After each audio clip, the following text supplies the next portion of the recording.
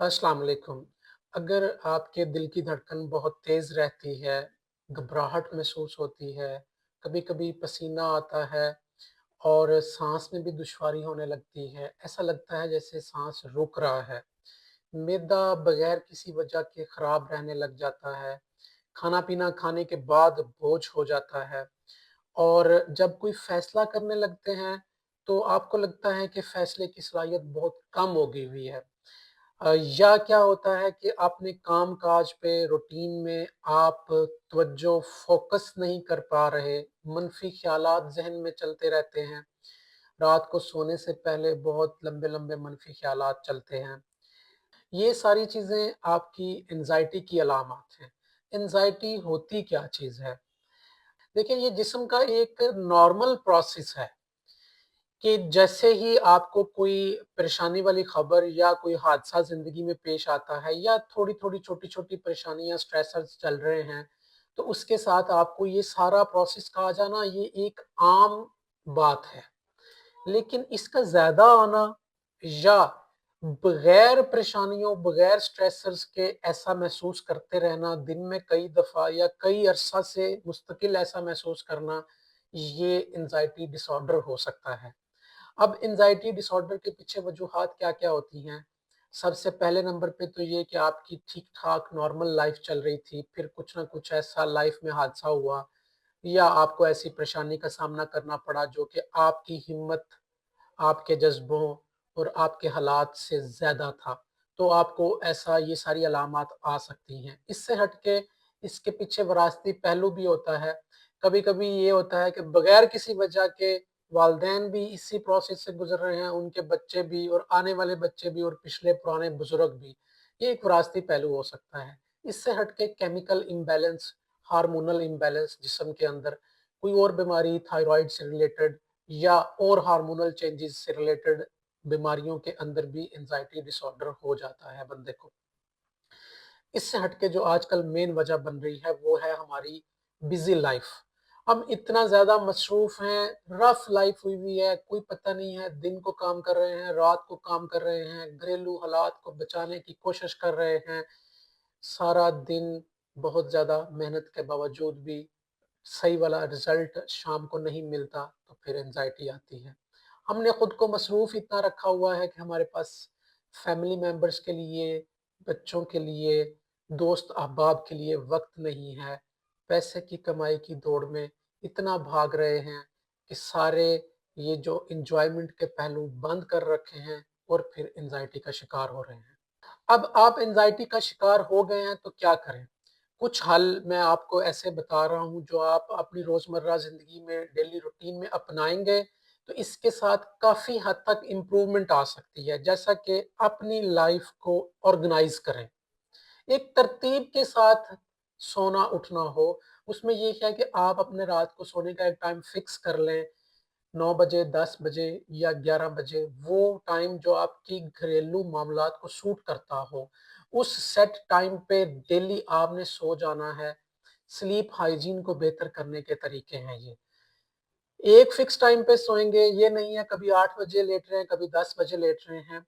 जो टाइम आपने फिक्स कर लिया फिर डेली उस पे सोएँ और सोने से 1 घंटा पहले कोई mobile phone, television, computer, laptop ये इस्तेमाल मत करें।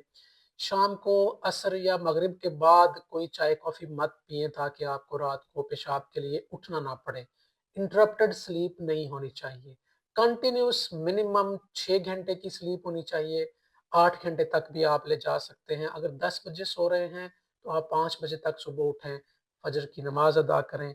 नमाज़ अदा करने के बाद पौना घंटा या 1 घंटा डेली तेज़ वॉक लाज़मी करें, रूटीन के साथ और वॉक करके खामोश किसी कोने में अकेले बैठ के एक ब्रीदिंग एक्सरसाइज़ आपको बता रहा हूँ, साँस की वर्जिश, इसको हम रिलैक्सिंग एक्सरसाइज़ेज़ भी कहते हैं, कुछ लोग इसको योगा टाइप भी बोलते हैं।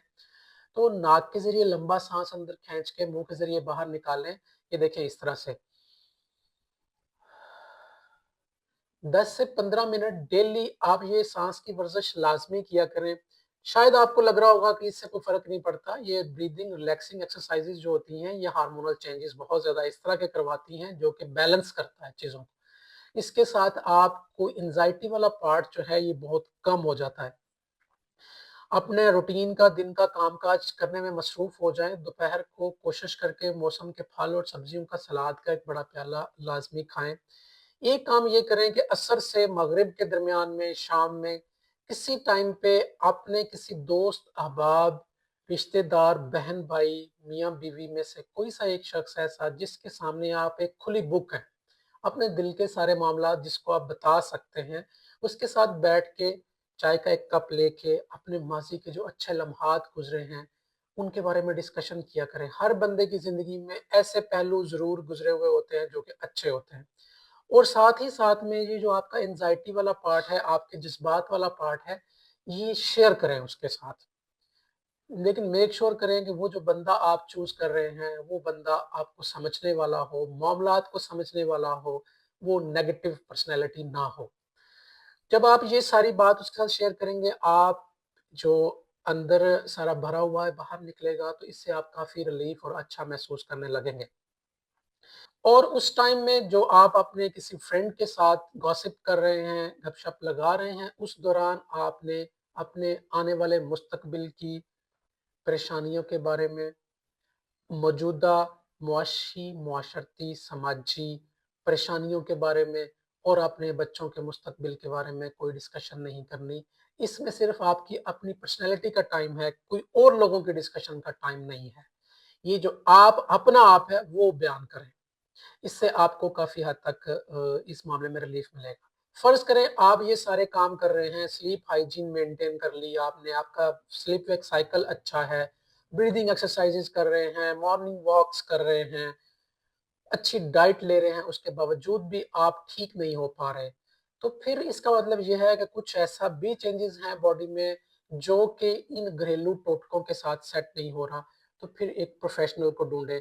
وہ پروفیشنل جو ان معاملات کو سمجھتا ہو، اس میں سائیکیٹرسٹ ہو سکتا ہے، سائیکالوجسٹ ہو سکتا ہے، آپ کے قریب ترین، اس کے ساتھ یہ اپنا معاملہ ڈسکس کریں۔ ہو سکتا ہے کہ وہ آپ کے باڈی کی بلڈ کے کچھ ٹیسٹ کروائیں، اس میں تھائرائیڈ کی آپ کی پروفائل ہو سکتی ہے، آپ کے معدے سے ریلیٹڈ ایچ پائلوری ریلیٹڈ چیزیں ہو سکتی ہیں، یا دوسرے ہارمونز کے ٹیسٹ ہو سکتے ہیں، یا کوئی اور بیماری بھی پڑی ہو سکتی ہے جس کی وجہ سے یہ آپ کو انزائٹی والا پارٹ آ رہا ہے، تو اس کی ٹریٹمنٹ ضرور کروائیں، اس کو ٹریٹ کروائیں گے تو انشاءاللہ ٹھیک ہو جائے گا۔ اور ایک بات یہ کہ جب ہم کسی مریض کو یہ کہہ دیتے ہیں کہ آپ کا یہ معدے کا مسئلہ اصل میں نہیں ہے، یہ انزائٹی ہے، یا آپ کا دل کا مسئلہ نہیں ہے، یہ انزائٹی ہے، تو مریض کو یہ لگتا ہے کہ شاید مجھے پاگل کہہ دیا ہے۔